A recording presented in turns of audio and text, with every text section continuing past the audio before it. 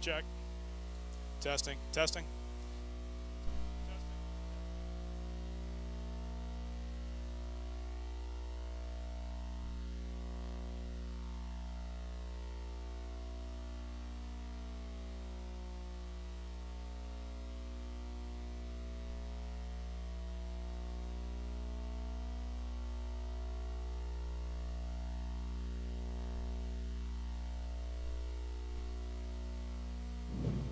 Check.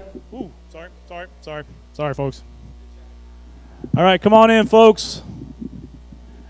Come on in, folks. It is almost 7. Maybe it is 7. Is it 7? It is 7.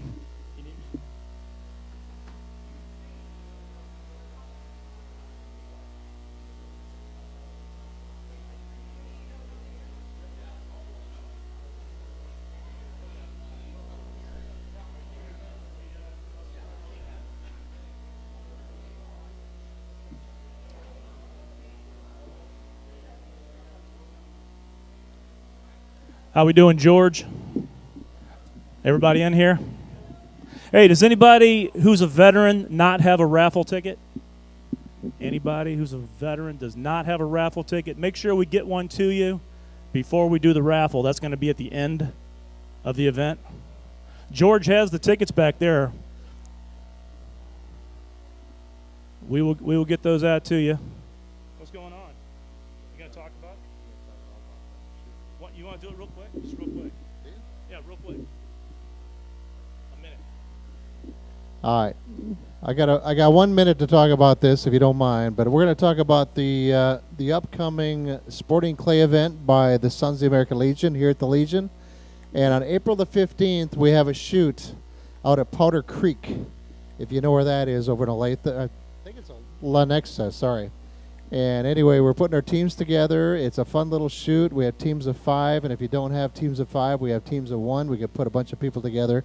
But it's a great, great event, great way to raise money for veterans through the SAL.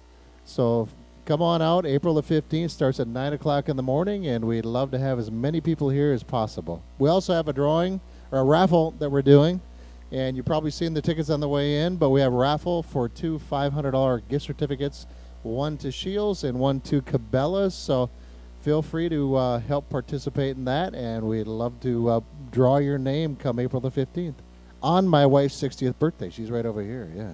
Oh, I wasn't supposed to tell her. That's April the 15th, tax day. All right. Joan's going to be 60. All right. No, that is a great event. I've done it the last 2 years, and I'm hooked. Love it. So there's a sign-up board in the other room if you're interested. But good evening, folks. Welcome to the American Legion, Post 370 in Overland Park. Anybody here for the first time? Oh, well, thank you. Thanks for coming in. Hopefully this isn't the last time we see you. All right, don't be a stranger. I do want to say happy birthday to the American Legion. Yesterday was our 104th birthday. So happy birthday, Legion. Now, Post 370, we've been in Overland Park since 1921. So we've got quite the historic organization here.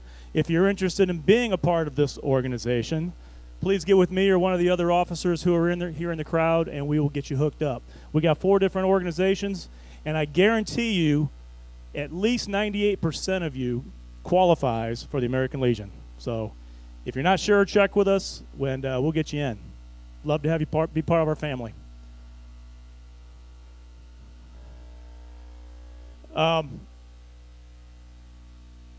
We do have a lot of events here at this post. I'm not sure if you get our calendars. We do have some calendars on the tables. We also have some calendars in the club room. If you're on Facebook, please follow us. We post all of our events that are coming up on Facebook, also a lot of pictures of things that happened recently. So please follow us. We also have the F.I.S.H Facebook page up here. Please follow us. Also, we've got a weekly email. If you'd like to get that email, get with me, and I'll get you on that list. I'm not going to talk about our events, but I am going to mention tomorrow. Who in here is Irish? A little bit Irish. All right, tomorrow we're going to all be Irish, right? All right.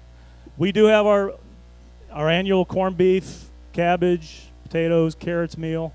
We're also going to have Reubens all day tomorrow starting at noon. So if you're in the area, stop on in, great meal. It's only $10, so I don't think it's all you can eat. Not all. I don't know. No, it's not. GM just said it's not. You still get a pretty good portion though. So also on every Wednesday morning we've got a coffee group that comes in from 10 to noon. This started with Jack Hiles about 3 years ago. Started with about a handful of people, and it's just grown. In fact, our guest speaker tonight often comes. Oh, here he is. You often come, don't you? Yeah. So you want to get together afterwards? Is that? Yeah. If all the coffee folks, because we got a bunch of them here tonight, get together after the event, we get a group picture of you. All right. Sound good? All right. I think that's all I've got right now. I'm going to turn it over to the founder of F.I.S.H, Paul Chapa. Dan's really tall. So I'll just pull this down. All right, so thank you all for being here tonight. Let's go back one. Next one. There we go. How many of you had the opportunity to attend our Armed Forces Day event last year? Show of hands. As you guys know, the Golden Knights performed, and a wonderful group of young men, and we were really honored to have them at our event. I'm going to read something to you, so bear with me here. United States Army Golden Knights would like to mourn the loss of Sergeant First Class Michael Ty Kettinghoffen, passed away from injuries sustained during a training jump at Homestead Air Reserve Base in Homestead, Florida on Monday. Ty joined the Golden Knights in the fall of 2020. He served with both the Golden and the Black demonstration teams and a cadre for the 2022 Fall Assessment and Selection Program as an 11 Bravo. He was a combat veteran with multiple deployments. The U.S. Army parachute team is deeply saddened by the loss of one of our own. Ty was loved and admired and respected by all those who knew him for a sense of humor, joy of life, and accomplishments as a senior non-commissioned officer and demonstration parachutist. The Golden Knights commander said, "Our hearts and faith are with the family and friends as we grieve and heal with Ty and with them all. Ty will be honored and remembered as a Golden Knight soldier and friend who's a beloved father, son, brother, teammate, and friend. The team asks for you to keep his family and the Golden Knights in your prayers. If you wouldn't mind, can we please give Ty a moment of silence?"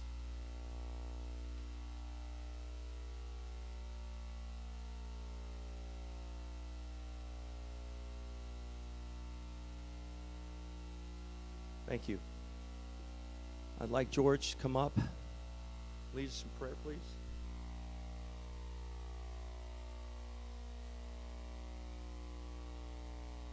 Please uncover. Heavenly Father, please bless this group of fine people tonight. Please keep in your warm hands the family of Ty for what has happened. Bless our armed forces that are serving today, the veterans of past, the veterans of future, first responders, and the police. Thank you. Amen. Please join me in the Pledge of Allegiance. I pledge allegiance to the flag of the United States of America and to the republic for which it stands, one nation, under God, indivisible, with liberty and justice for all.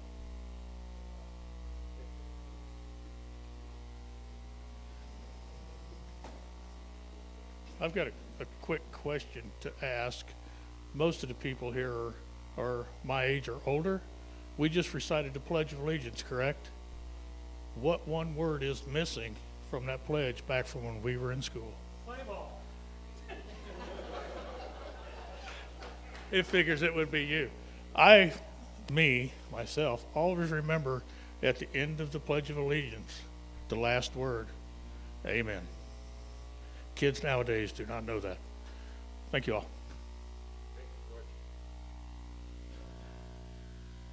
You know, most of us forget about the men and women that serve our country and all the training that takes place. I know, and I wish everyone knew, that every time you guys put on that uniform and you say, "I've got a weekend, I'm just a Kansas National Guardsman, I got a weekend, I'm a reservist, I'm whatever." We know that you're putting your life on the line each and every time for us. These young men came out to entertain not just us, but, you know, they do it all over the world, and it's, for them, it's what they love, but they also know that there's an inherent danger involved by doing so. And again, I just want to tell each and every one of you, thank you. So I know this is also the anniversary of a dear friend of ours that is not here with us today. And I just want to say, Smitty, we love you. We're glad that you're here with your girls. And again, all right. So, all right. How many Army guys do we have here? Let's hear it. Army. Pretty good. All right. So, warm up. Army. You're the only one that's listening. Army, let's hear it. That's better. Marines. Wow. Navy. Pretty good. Air Force. Not bad, not bad. Coast Guard. Wait, Coast Guard?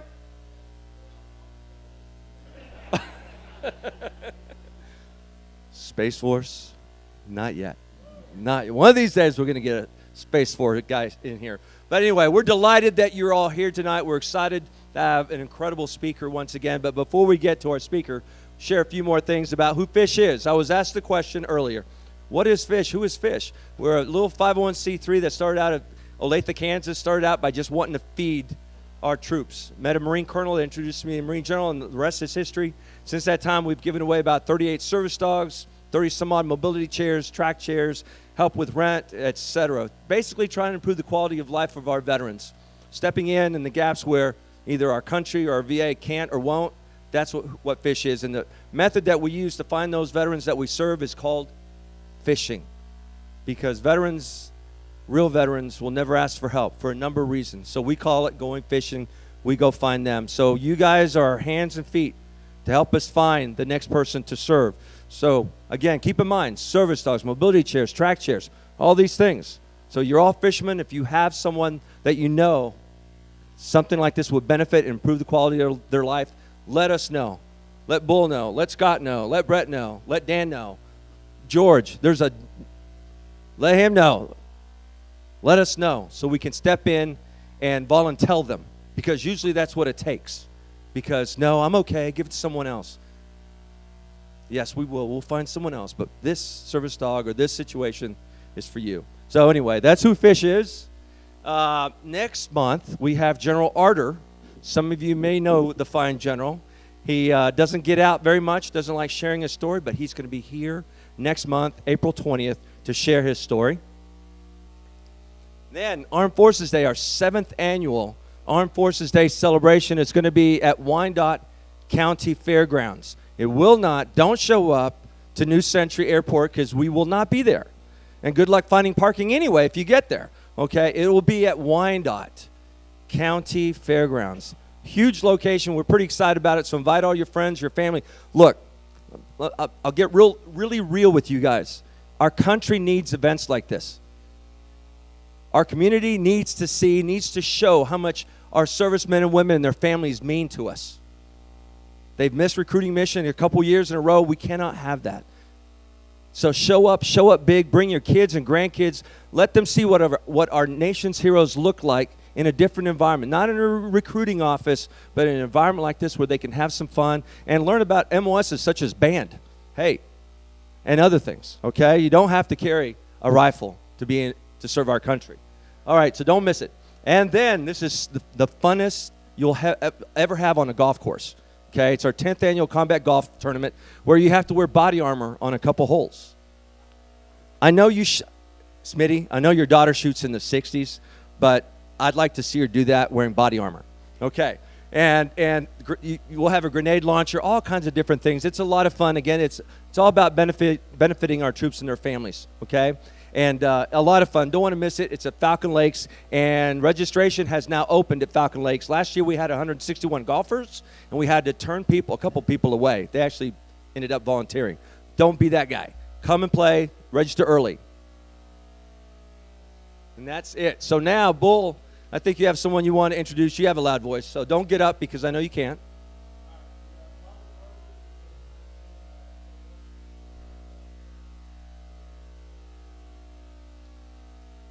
Come on up, Robert.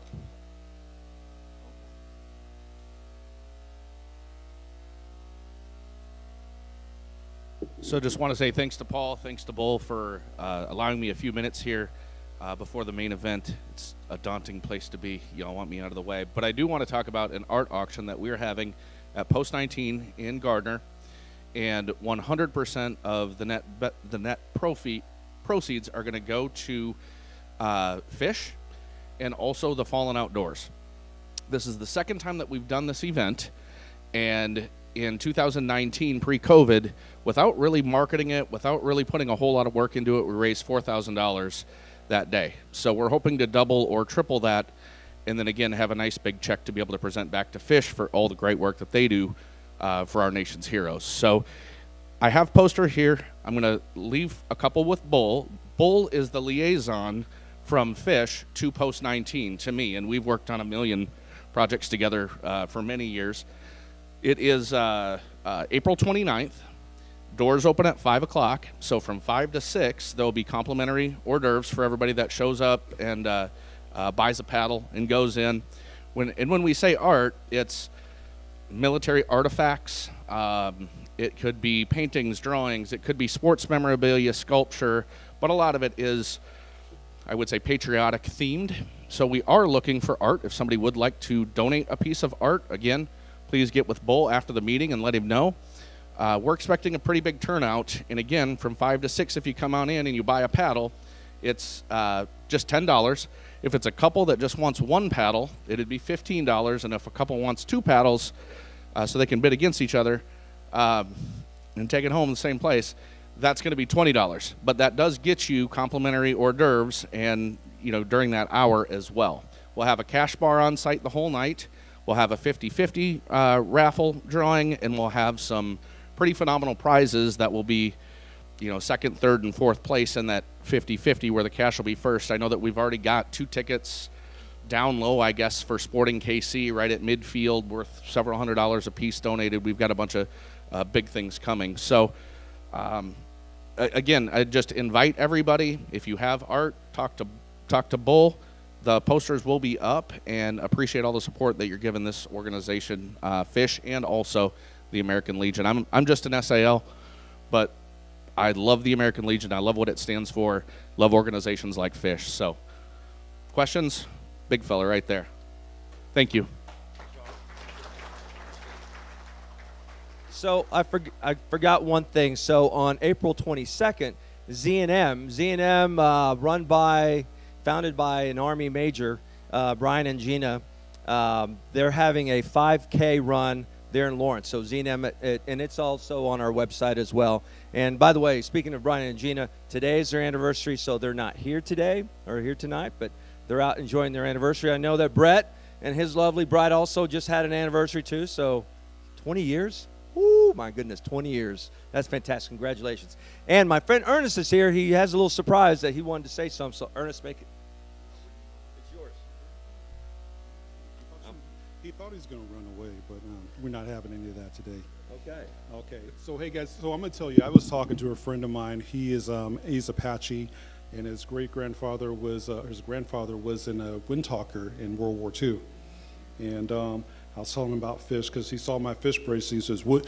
I swear he sounds like a Brooklynite. So what about this F.I.S.H thing?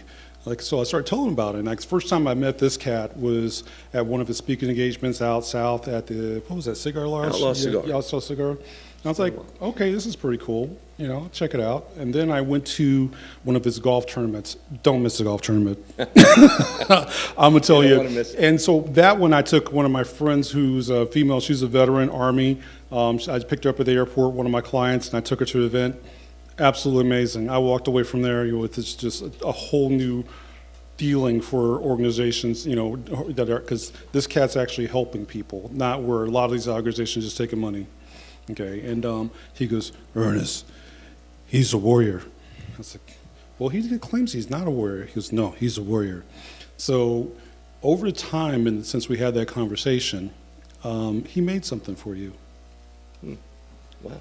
So Paul, I'm gonna let you, you can't have the blanket. My cat would be mad at me. My 4 cats would love this blanket. I bet. It's not that hard to unwrap, man. I'm just taking it slow. Wow. Wow.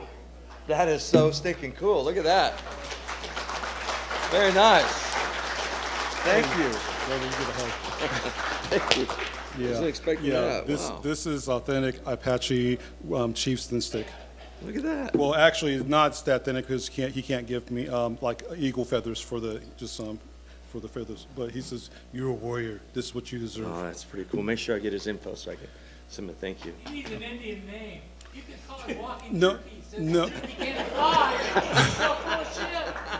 So truthfully, okay, to actually get a name, you have to go through a sweat.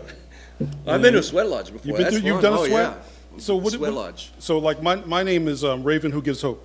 Mine was the guy's running out of here. If you've been to a sweat lodge, you'd understand. No, it gets real. The pain. If you can get through the pain, it's real, brother. I'm glad I Thank get you. it. Man, that's very nice of you. Thank you. Absolutely. All right. Thank you very much, Ernest. That's phenomenal. Yeah. Look at that. Huh? That is cool. All right. So yes. Hog hunt. Yes, we had a hog hunt. And Mark, come on up here real quick. Just give us 2 minutes about the hog hunt. And by the way, if you're a veteran and you've not received a ticket, please hold your hand up. I'll bring you a ticket. Come on up, Mark.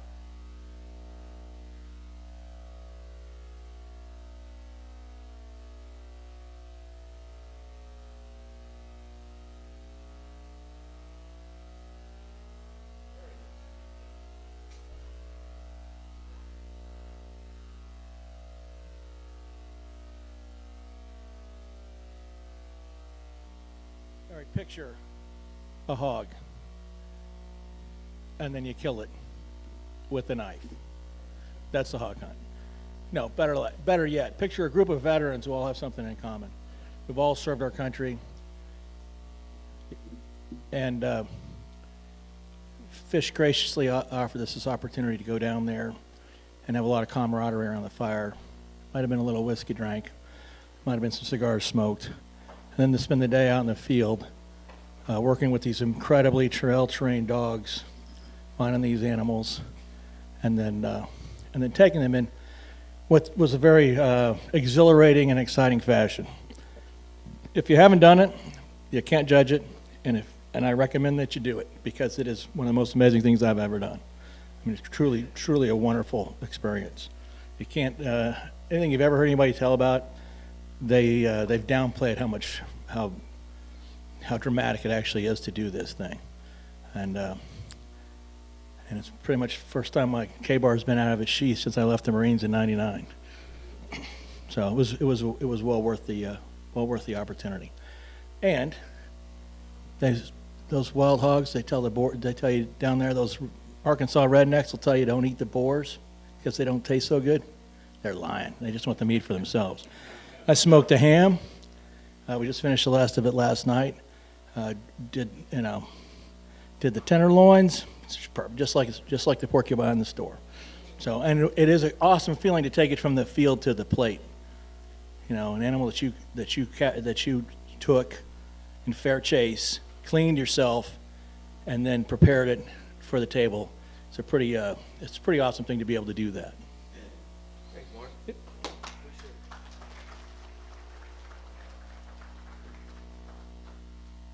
Yeah, so that hog hunt, it really is about being a squad once again, right? About being a squad and what it feels like to be a family because, I always say, if you want a Band-Aid, go somewhere else. If you want to be a part of a family, then welcome. That's what F.I.S.H is. I think those of you that have been with us long enough understand that completely. Don't you, Doc? Big Daddy. There you go. All right, okay, enough of that. It's time to introduce our speaker. Real quickly. All right, here we go. On January 23rd, 1968, the U.S.S Pueblo was attacked by the North Korean naval vessel and MiG jets. One man was killed, several were injured, and we are very, very lucky and fortunate to have one of those men that was on that ship that day on the U.S.S Pueblo with us this evening to share his story. Ladies and gentlemen, a warm welcome to our friend Steve Woelk.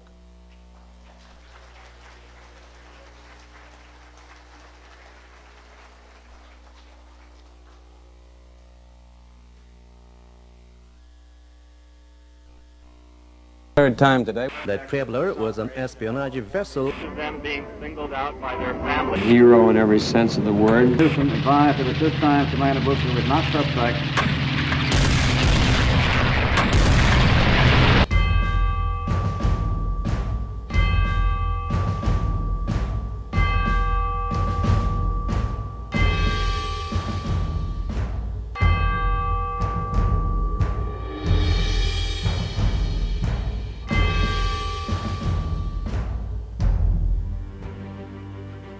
I was born in 1948 in El Dorado, Kansas. My dad and my friend I went to school with, his dad were in the Navy, so we thought we'd go that route. Of course, Vietnam had a big play on that. None of us wanted to be drafted. We wanted a choice. And in October of '66 is when we went to San Diego for boot camp. After boot camp, I went to Bremerton, Washington. I was assigned to the U.S.S Pueblo, and then we went down to San Diego, and that was a full sea trial. From San Diego, after the sea trials, we went to Hawaii. From Hawaii, we went to Yokosuka, Japan, and then right after that, we went down to Sasebo. The Pueblo, you know, it was a spy ship.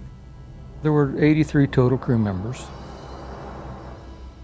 When we left Sasebo, we went to set off the coast of North Korea in international waters around the Wonsan Harbor area to monitor their warship movements in and out of the port.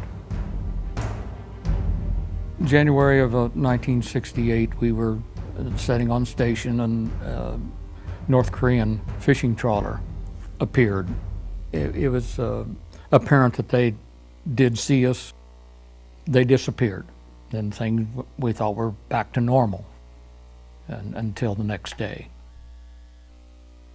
Around 12:23 on the January 23rd, here come the warships. There was 2 sub-chasers and 4 torpedo boats and 2 Russian MiGs. They were flying overhead also. They surrounded us. Communications was done by flags, and their first signal was, "Who are you?" And we threw up the flags. We're a U.S. vessel, you know, and they put the flags up, heave to, or for boarding party. Commander Booker sent the flags up, basically, "No thank you, we're leaving the area," and we proceeded to full flank and get out of there. He didn't want to show any signs of aggression that would make the situation worse. When it was apparent that something is going to happen, general quarters were announced, and when the machine gun fire opened up on the pilot house, and I don't know, but it was an attempt to stop us from fleeing. We would stop, try to stall for time, you know, communications was going out to the Navy, we're in trouble, we need help. One of my best friends on board, Dwayne Hodges, and I, our general quarters station was in the auxiliary engine room, which when things got heated up upstairs and then it was decided that we need to start destructing equipment and classified material, they pulled Dwayne and I off of that general quarters, and we were burning and destroying the documents. They opened a hatch so the smoke would get out, and they took aim on that area on the starboard side and fired a 57 millimeter round into the side of Pueblo. It exploded just right inside the ship, just spreading shrapnel all over. Dwayne Hodges was mortally wounded, nearly blew his leg off at the hip. There was 2 others, they had kind of superficial wounds. I was blown over by the blast, and I caught some shrapnel in the waist. And I managed to drag myself about 10 feet into the officer's mess. It wasn't long after I did that they brought Dwayne around and set him outside the officer's mess area. I had a chance to talk to Doc Baldridge a few years back, and he said Dwayne was DOA. He was dead on arrival by the time he got him. It just started getting quiet. Here come the North Korean guards. They put one over me, and they wrapped me in the plastic tablecloth that was on top of the dining room table and virtually drug me off the table onto the floor and up the passageway. And at that point, I thought I was going to be thrown overboard. But they drug me across the gangplank and loaded me onto an awaiting bus.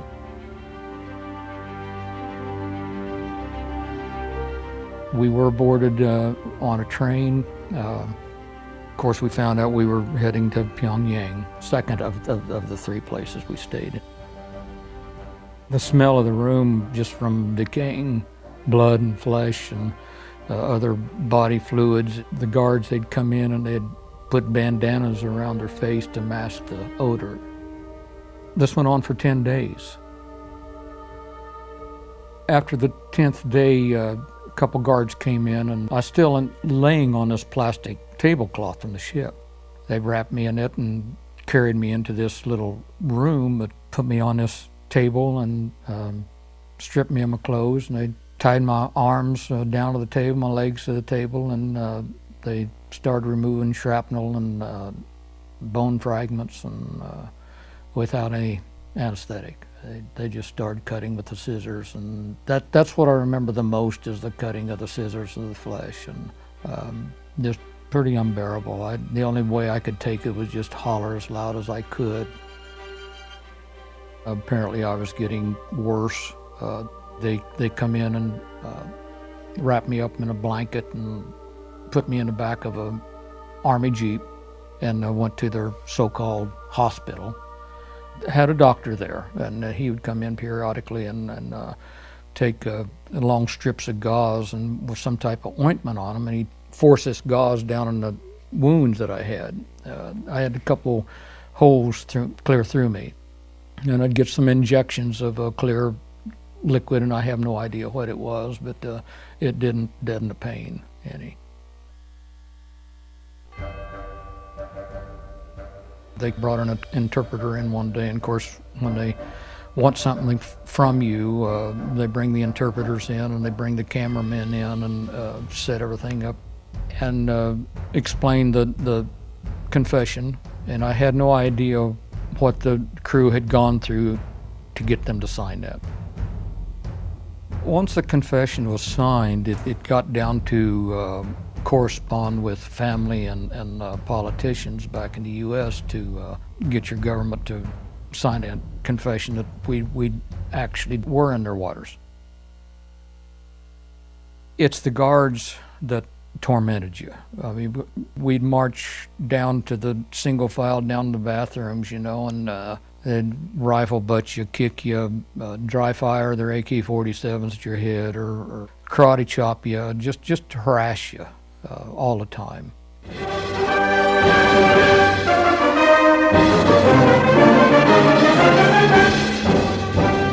This is Pueblo, armed spy ship of the U.S. imperialist aggression forces, captured by our seamen on January the 23rd, 1968. We were subjected to propaganda films and photographs, and one of the crewmen noticed on one of the films we were watching, bystander in the background was holding up his middle finger. They apparently didn't pick up on what the meaning was because they didn't edit it out. So we got to thinking, that might be a good way to get some information out. Again, they didn't pick up on the meaning, and when they did see it quite a bit, they asked what that meant, and we told them it was a Hawaiian good luck sign. When they found out what the finger meant, that's when all hell broke loose on us. And anybody that did show the finger in the pictures, they beat them severely. We called that Hell Week because it lasted a week, and then it just stopped as fast as it began. U.S. negotiators met for the third time today with North Korean communists at Panmunjom. And they started cleaning up the guys that were beaten up pretty bad to make them presentable, and it happened so quick. The letter was drawn up. Basically, we apologize for intruding into your waters, and we're signing this to release the crew and to release the crew only. We were released at December 23rd, 1968, across the DMZ. We were held overnight right there at Panmunjom, and they fed us, and doctors talked to us and treated us for anything that we needed immediately. Then the next day, we took a helicopter ride to the Air Force Base outside of Seoul.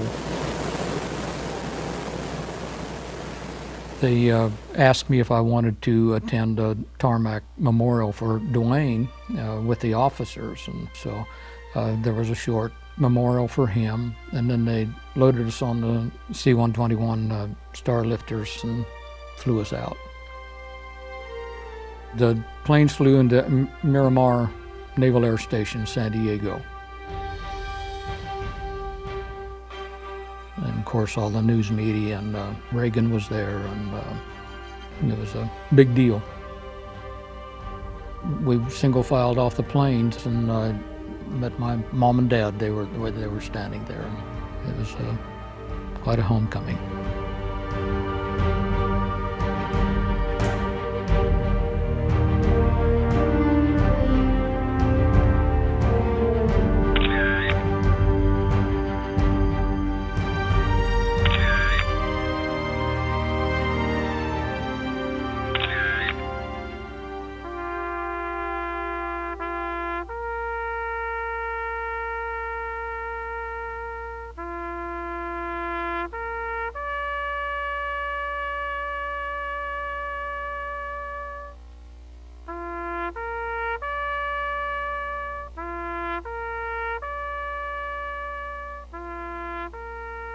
Number one thing, if you're a commander of a ship, you don't give up the ship under any circumstances. And so they were going to throw the book at him. Captain William Newsom advised that at this time Commander Booker was not suspect of any offense against the Uniform Code of Military Justice. Commander Booker was never given another command. He remained in the Navy, pretty much gave him a desk job, and he retired. He died in 2004. The Koreans, they beat him really, really bad. He took a lot for the crew. Later in years, the Purple Heart was given to POWs also. So everyone got a Purple Heart on the crew, and the ones who were wounded received 2. I medically retired as E5 electrician's mate. That was in June of '69. It never leaves your mind. It's just a daily thing that you think about all the time. It was hell to go through, but the experience was unforgettable. Wouldn't want to go through it again, of course. I wouldn't give up the experience for anything. We got married in November of '77, and our first child, we had a daughter. She developed leukemia, so we lost her at age 6. Our son was 2 years old at the time, and he's in Kansas City now, and had a granddaughter. It's been 40 plus years, and we're best friends.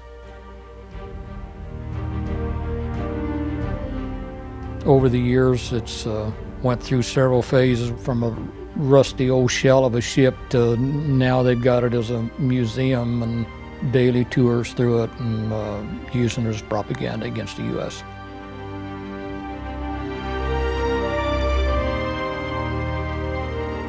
During captivity, we held our head up high, and that's what I'm most proud of, is how we reacted.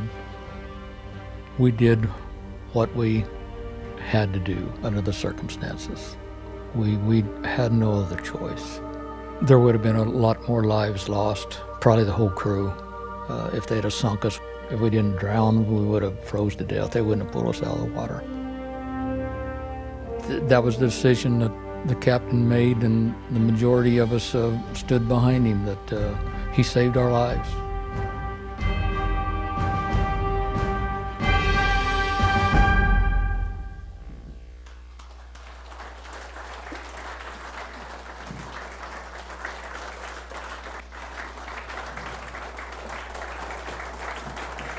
Thank you. Thank you, I appreciate that. I'd like to start out introducing somebody out here that you probably may already know. He was on the U.S.S Liberty when it was attacked by the Israelis in '67. Larry Slavens, would you stand up?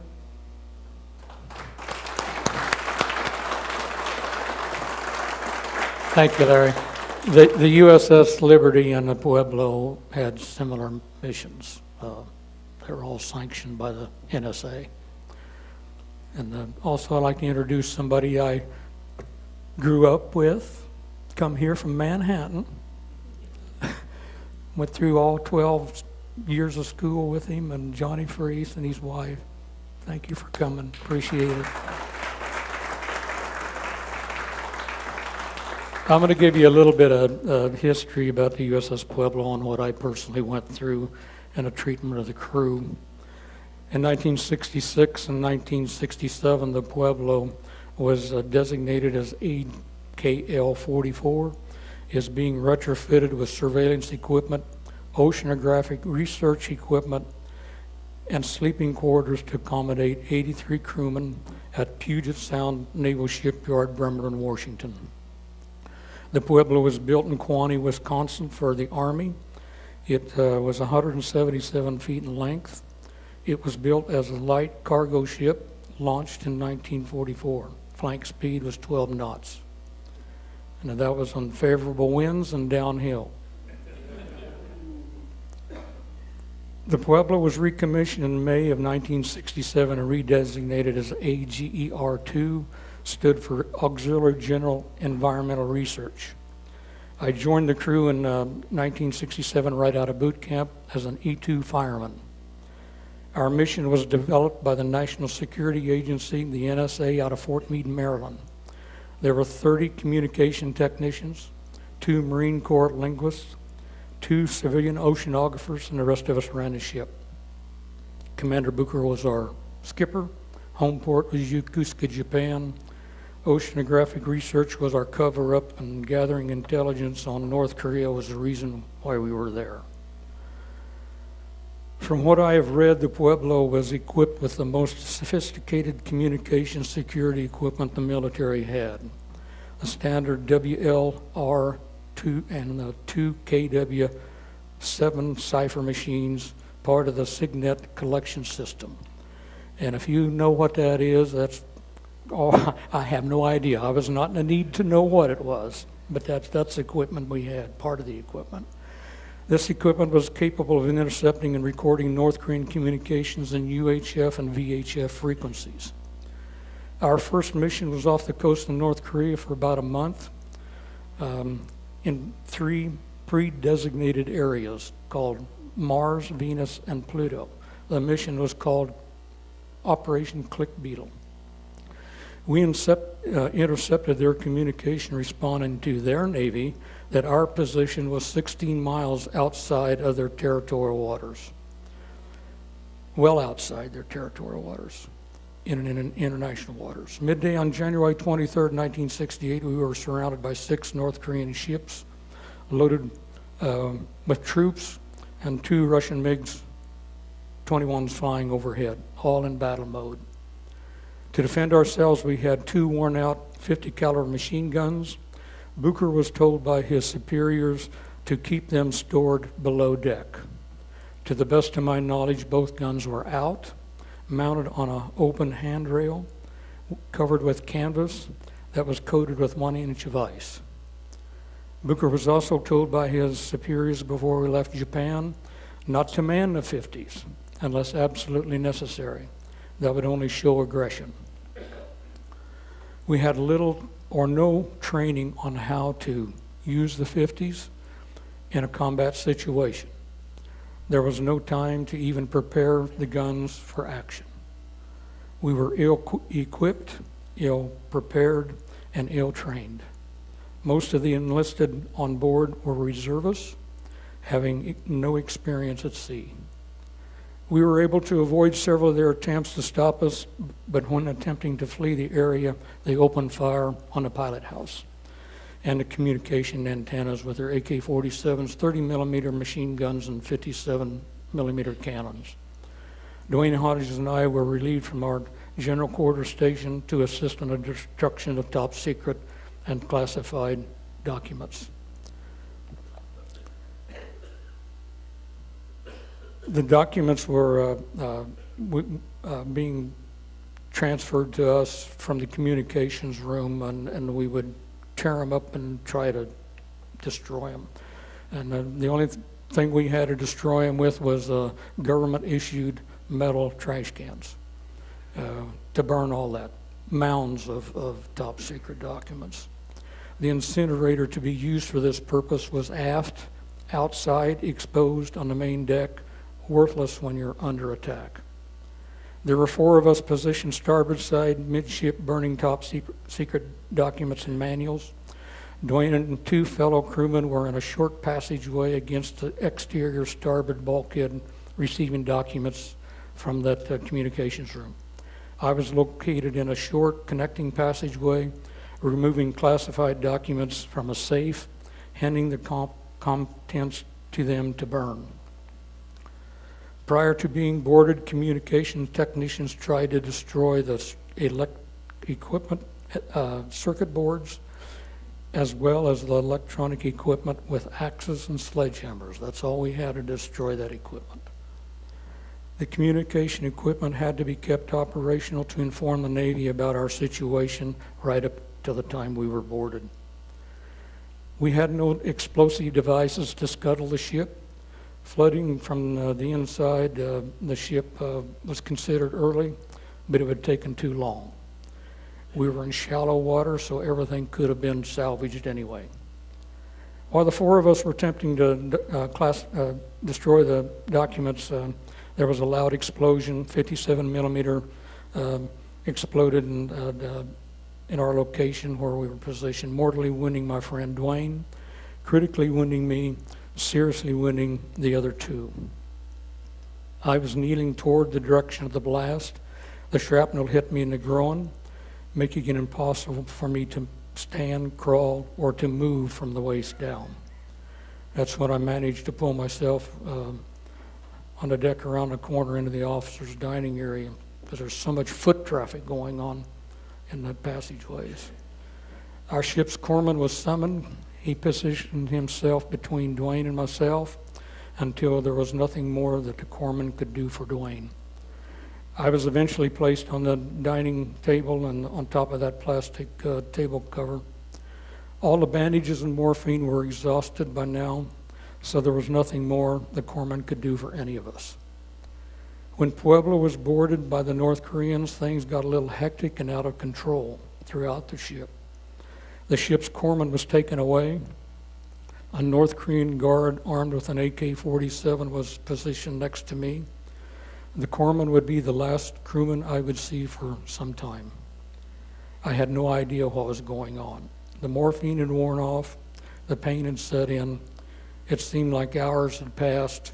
It was quiet, all but for the noise of the ship's generator. Then all of a sudden, 2 guards came in, blindfolded me, tied my wrists together.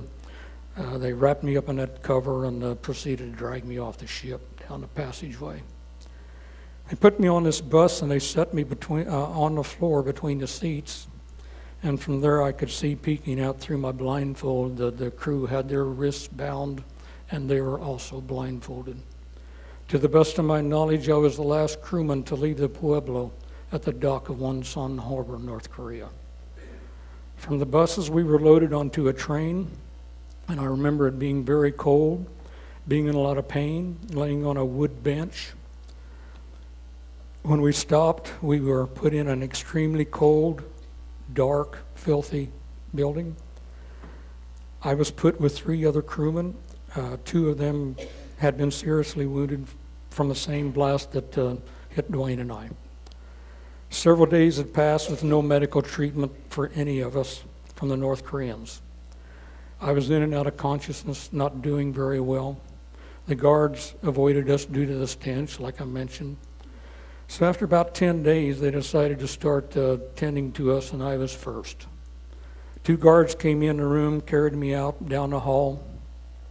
They took me to a small, dimly lit room, white cabinets on the wall, and laid me on what looked like a kitchen table. They removed the plastic cover, table cover, that was stuck to me, stripped me down, bound me to the table so I could not move. The nurses and guards held me down while they started removing shrapnel, bone fragments, and decaying flesh. No anesthetic. I sustained a fractured pelvis, which consisted of my right pubis bone and half of my tailbone blown away. My testicles were damaged to the extent that they were both surgically removed. The surgical procedures conducted on all of us was without anesthetic or anything to deaden the pain. 4 days had passed since my surgery, and that's when they decided maybe they ought to get me to a hospital. And so that was in February. 2 guards came in and wrapped me up in the blankets and put me in a Jeep and off to the hospital somewhere in Pyongyang, North Korea. I was the only crewman to be taken away from the rest of the crew for an extended period of time. I was put in an unused hospital wing. The room was about 10 feet by 15. It had 1 light bulb, paint peeling from the ceilings and walls, 1 bed, 1 obscured exterior window, a cast iron steam register, and a transit window above the door that was open. And I could hear people talking in distance down the hall. And I kept track of time by marking days on the wall with burnt matches, so I kind of had an idea how many days I was there. I was never allowed to leave the room. After spending 44 days in solitary confinement and my 20th birthday in the hospital, I returned to the crew, where I was greeted by the officers of the Pueblo. I spent my 20th birthday alone in the hospital. That was 55 years ago. Next week is my birthday, the 23rd. In early March, the crew was relocated to another location in Pyongyang, North Korea, a 3-story building, rooms large enough for 8 beds, a table, nightstands, and 8 chairs. We were allowed to go outside when the weather permitted, and it was a good opportunity to talk to the rest of the crew, and we would exchange nicknames for our guards and officers and scheme new ways to be a real pain in our ass, and believe me, we were. During my stay in the hospital, the crew was beaten and tortured using techniques similar to what was used on POWs in past wars. The crew was tortured when they provided only name, rank, and serial number. Unfortunately, our military records on a Navy ship, they go with you, and they were not destroyed. So they had all of our personal all of our personal information. The crew was brutally beaten when they refused to sign the confession letter, falsely admitting we were in their territorial waters conducting espionage. Captain Bucher was nearly beaten to death for refusing to sign this confession, but he gave in after they threatened to start killing the crew in front of him, youngest first. Every day we were subjected to fists to the face, the body, kicks and rifle butts to all parts of the bodies, and mock executions. The lack of proper nutrition was starting to affect our health.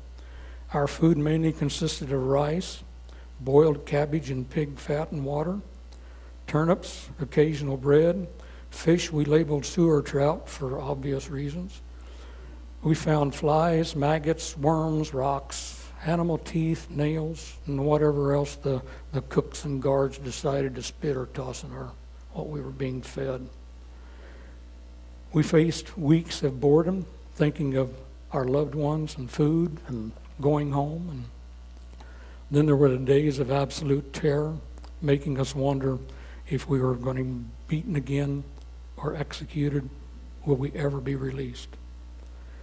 We were fortunate that we had each other to rely on every day. Our strength was with each other. And in midsummer, I came down with tonsillitis. So they decided it was time for my tonsils to come out.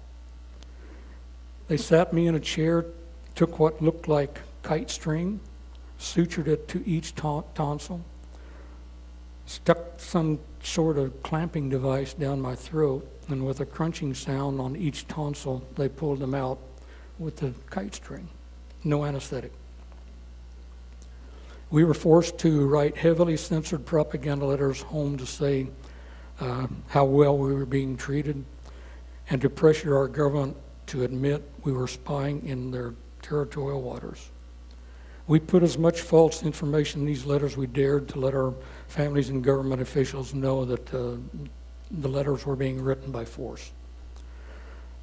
The North Koreans would not allow me to write to the extent of my injuries in the letters to my parents. So that's why the photos you've seen, I would smile in a propaganda photo, so if they did see these photos, if they were sent to them, they could see that I was alive and doing reasonably well. Our most effective weapon was that. We used the finger to our advantage whenever those cameras were rolling, and believe me, the cameras are rolling a lot for propaganda. And we got away with that Hawaiian good luck gag for quite a while until the true meaning was published in Time magazine here in the States and to all parts of the world. Our secret was blown, the word was out, our captors had been fooled, they were mad as hell, and now we were going to pay. Mid-December was the start of what we called Hell Week. From 8 to a room, there was now 10 of us to a room. We were forced to sit at the front of our bed on a straight chair, hands on our knees, chin to our chest, looking down, not allowed to move all day long, except for bathroom breaks. The heat was turned off, lights stayed on day and night, and doors were open. Every so often a guard would come in the room, knock one of us out of the chair onto the floor for no reason at all. Booker and the guys with a more noticeable finger gesture in the photos were taken from the rooms and beaten severely. Then December 19th, Hell Week stopped. In the days to follow, they patched us up from the beatings to look presentable. We were put on a train, then a bus, and headed for the DMZ, Demilitarized Zone 38th Parallel, Panmunjom, North and South Korea border. The document for our release was signed by Army General Woodward, falsely admitting our presence in their territorial waters, conducting espionage. We were released December 23rd, 1968, exactly 11 months from time of capture. We spent the first night getting checked out at the Army's 121st Evac Hospital, Panmunjom. Our first meal after being released was a ham and cheese sandwich and chicken noodle soup. I lost 55 pounds while in captivity. The next day we were loaded onto 2 Air Force C-141 Starlifters and headed for Miramar Naval Air Station, San Diego, California. Dwayne's body was released along with us. The Pueblo received a hero's welcome in San Diego. They closed the interstate from Miramar Naval Air Station to downtown San Diego. The streets were lined with thousands of people, all the way to Balboa Naval Hospital. We spent Christmas Eve and Christmas Day with our loved ones. When our families left, we were put in quarantine, put through rigorous physicals, and debriefed by the NSA in our barracks at Balboa Naval Hospital Complex. The NSA focused on what classified equipment and data were destroyed or could have been seized by the North Koreans.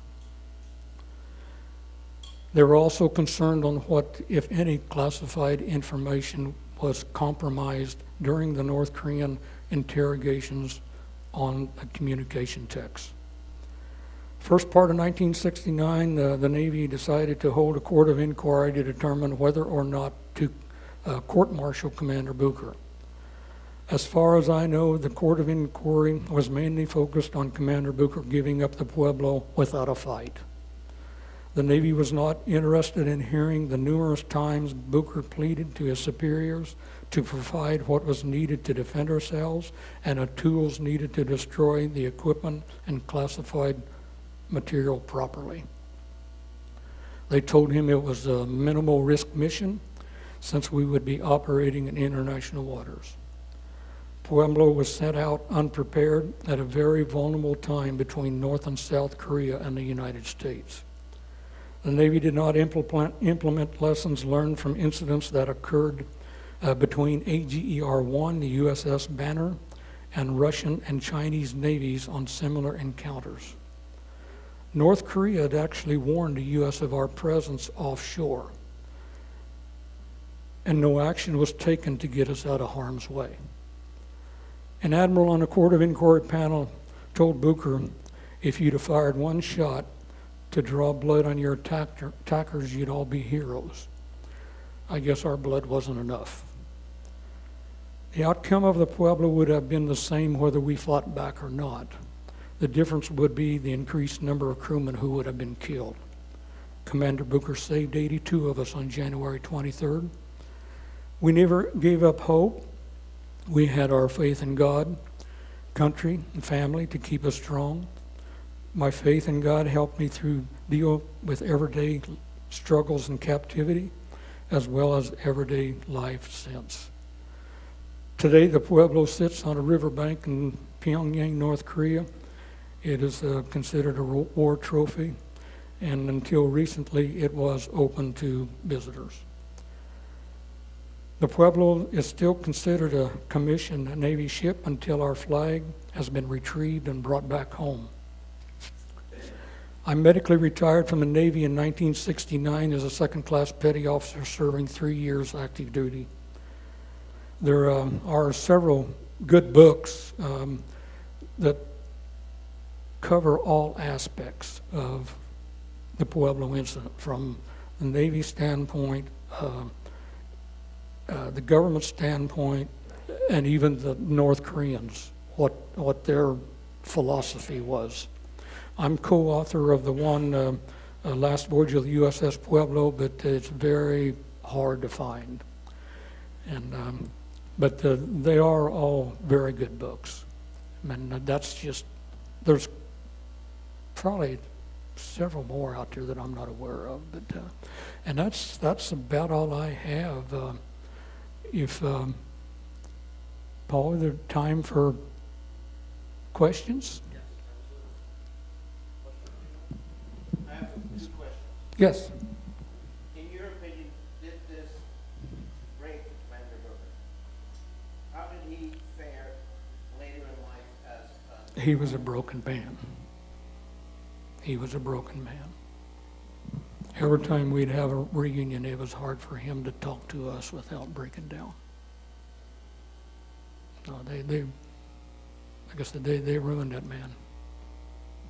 My second question is, was the crew awarded the prisoner of war medal? Yes.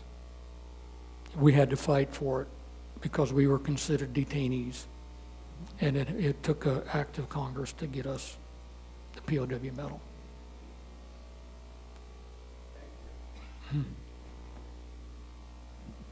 Could you tell me what group that the Pueblo belonged to? What military group of ships? What? I'm sorry? What group of ships was the Pueblo part of? What flagship or whatever? We were on our own. As far as I know, we had nobody. Okay. At postgraduate school, when we were told about the mission, it was basically sailing under NSA orders, not Navy orders. Yep. As such. Yes. We were working for the NSA. Right. In fact, some Navy ships were not aware she was there. She wasn't in the regular movement reports. Yep.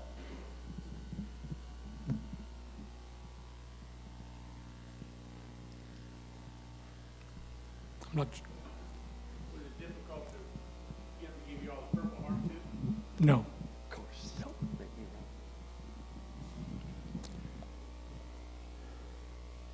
Do you pretty much stay away from Korean restaurants now?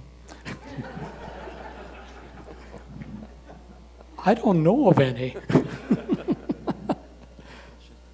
I can still eat rice. I'm okay with that. Sir, how many of the crew are still alive? 50 some, I think, which is good. I mean, that's unbelievable for what they went through. Yeah, I heard the 250 machine guns you had were frozen over. You couldn't use them anyway. Right. Yeah, and how long did they keep you, and how many of you were there? How many what? The whole ship. How many were on the ship? How many men did they have captured?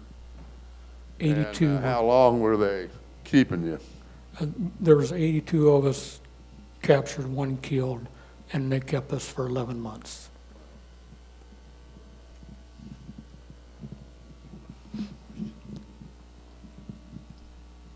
Any other questions?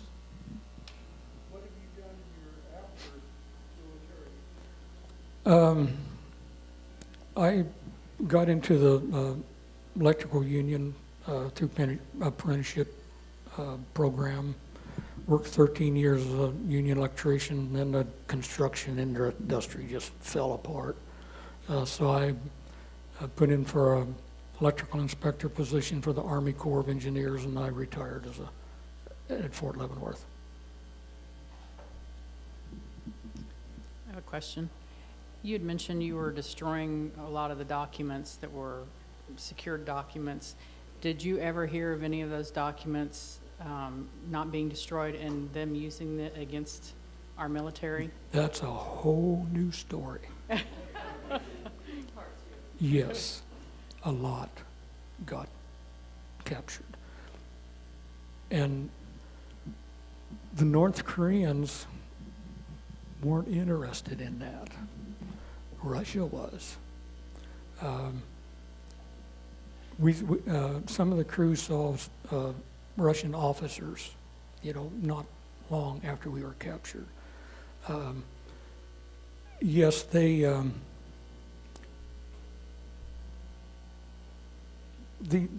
I don't know the equipment, but the decoder equipment that's used throughout the military, we couldn't destroy it with sledgehammers. We couldn't throw it overboard because that would be out in the open. So they got it. That's not a big deal if you don't have the instructions and the manuals to operate it. Ever hear of John Walker? John Walker's a spy for the Russians. He was a naval lieutenant commander, I believe. He provided them with everything they needed to make that operational. And they used that up into the 80s. So the Russians knew a lot of the military actions and what was going on. We didn't know anything about it. So that's another reason why they should put protection with these. They don't use them anymore. They were taken out of service right after we were captured. But there should have been escorts to protect it, and there wasn't. It's talking about the 50 calibers. It's not just that they were under cover and ice. You had to go up a 10-foot ladder or 8-foot ladder on a forecastle, out in the open, get that ice off of there, get that cover off there, get that thing loaded. How long is your enemy going to allow you to do that? I had one guy tell me, you guys shouldn't have given up the ship. Commander Booker shouldn't have given up the ship. He said, those 50 calibers, they can cause a lot of damage. Yeah, maybe if you're trained to use them and you have a little bit of cover, but we had too much against us.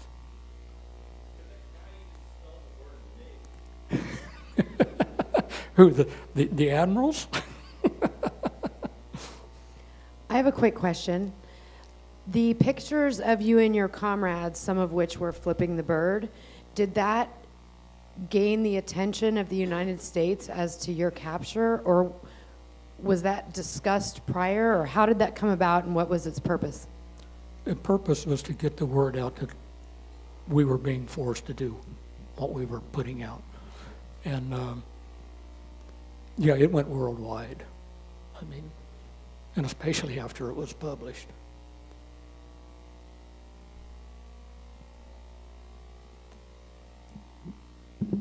Just real quick, about 18 years after your ordeal, I'm Air Force, but I deployed on a ship. I'm sorry. Yeah, well, but I deployed on a ship sponsored by the NSA also.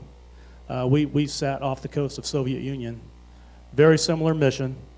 But I will tell you, the training that we received, so much of it was based on what went wrong with the Pueblo. So we thank you for everything that we learned based on what happened to you all.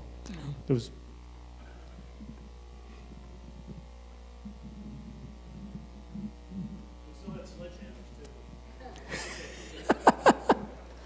You mentioned that the New York Times kind of outed you guys. Can you tell us a little bit more about that? They were the ones that kind of uncovered what the Hawaiian good luck symbol meant? It was Newsweek, and that's all I know.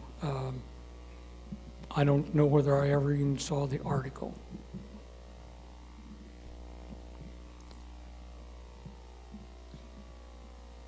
It sounds like the media still can't be trusted today.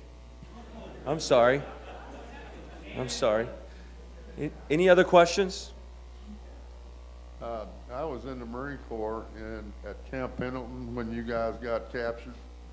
I worked in the message center, and the way it worked, I worked days, 8 to 4, and then 4 to 10, whatever. Anyway, I had been off them 2 days, and I came back in. They had a big Marine Corps emblem painted on the door to the room there where we were. We were the code keepers, and messages and everything, message center. So they had thermite grenades on top of the safe and had a case of them in case anything happened, we could burn everything else up. They were going a little overboard, but... You had them and we didn't. Yeah, you should have had a bunch of them, sounds like.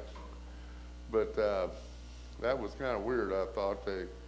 What were they expecting, the Chinese to come busting in the door, For us, it was too expensive. Huh? For us, it was too expensive. Evidently.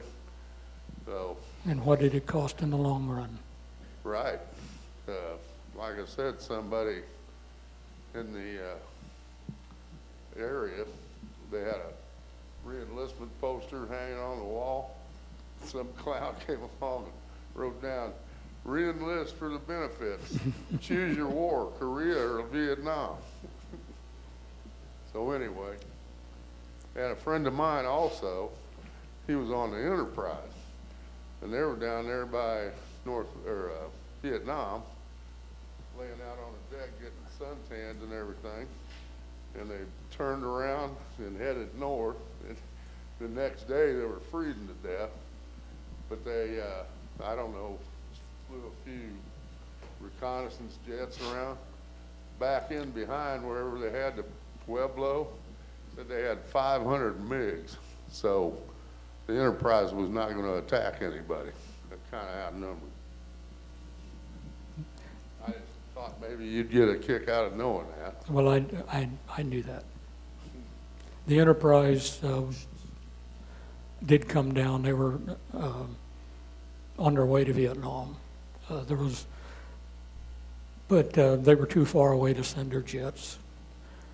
Japan had jets, but they had the wrong armament on them, but they would have had to refuel before they got to us.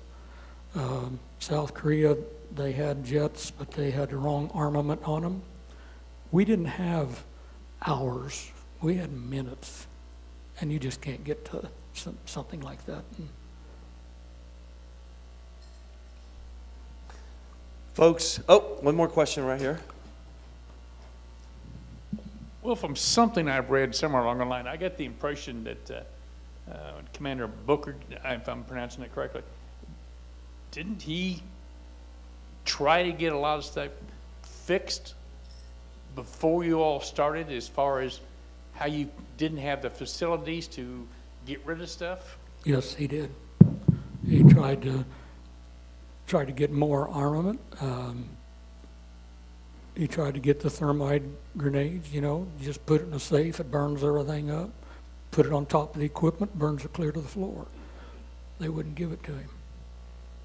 And another problem Pueblo had is every time, and again, I don't understand this, but the communication group, they get all kinds of documents and top secret manuals and everything to operate the equipment.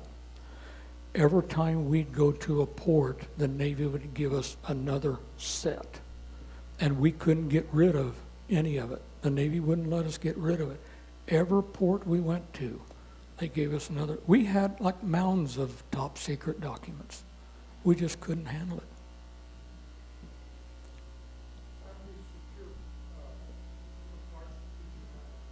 One.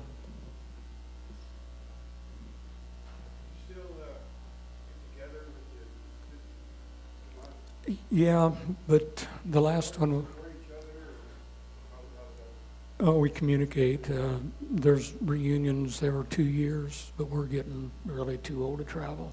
I'm one of the youngest on there. I think there's only one other that's younger than me. So, you know, traveling's getting to be a little tough.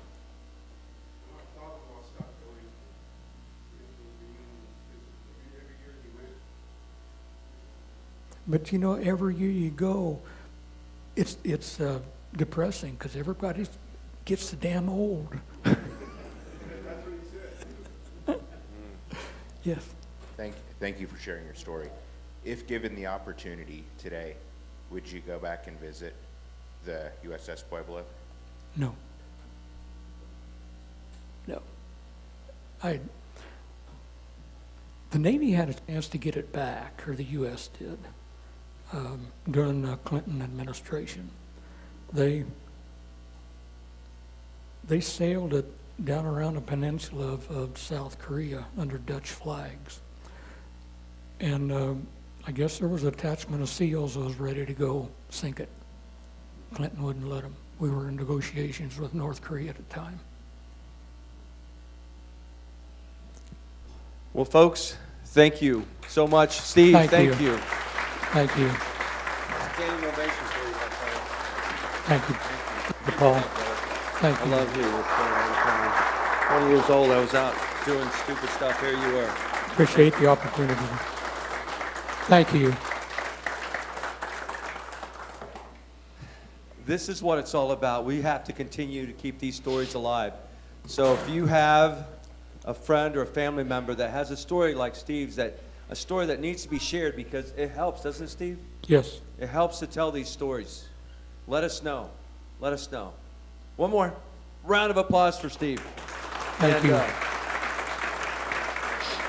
Thank you. We have our friend Walt that wanted to say something right before the raffle, of course. So Walt, here we go.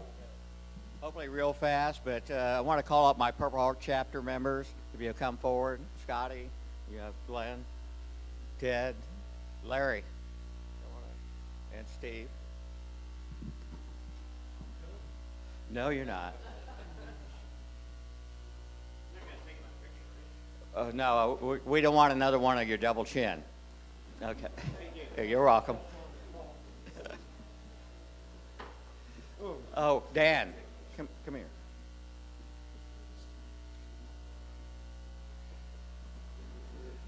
Yeah, we did this one time before. Would you come up? Sure. Let's see. I'll have you stand by Glenn. We wanted to present the American Legion Post with our Purple Heart chapter appreciation plaque for everything that you all do for veterans. And yeah, let's see, it says Military Order of the Purple Heart Special Recognition Award is bestowed with pride to American Legion Post 370 for your dedication and support honoring all of America's veterans and their families. Presented by the Patriot members of Kansas City Chapter 115 Military Order of the Purple Heart.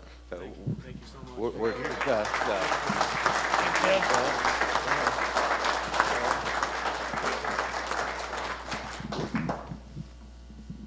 Thank you so much. That means a lot. It means a lot. Thank you.